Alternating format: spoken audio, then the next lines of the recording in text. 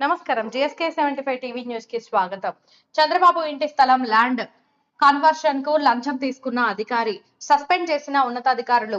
పలమనేరు జాతీయ రహదారిలోని శాంతిపురం మండలం శివపురం వద్ద వ్యవసాయ భూమిలో ఇంటి నిర్మాణానికి ల్యాండ్ కన్వర్షన్ కోసం చంద్రబాబు దరఖాస్తు చేసుకున్నారు.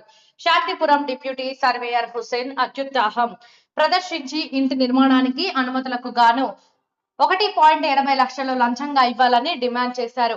చివరకు ₹1,00,000 లంచం తీసుకున్నాడు. డిప్యూటీ సర్వేయర్ లంచం తీసుకున్న విషయాన్ని ఇటీవల సీఎం హోదాలో కుప్పంకు వెళ్లిన చంద్రబాబు నాయుడు దృష్టికి స్థానిక టీడీపీ నేతలు తీసుకెళ్లారు. Collector Sumit Kumar, joint collector శ్రీనివాసులతో విచారణ జరిపించాలని ఆ సమయంలో చంద్రబాబు ఆదేశించారు. దీంతో సర్వే శాఖ ఏడీ గౌస్ భాషతో శాఖాపరమైన విచారణ చేయించగా డిప్యూటీ సర్వేయర్ లంచం తీసుకున్నది నిజమేనని తేలింది. దీంతో అతన్ని సస్పెండ్ చేస్తూ జాయింట్ కలెక్టర్ శ్రీనివాసులు ఉత్తర్వులు జారీ చేశారు.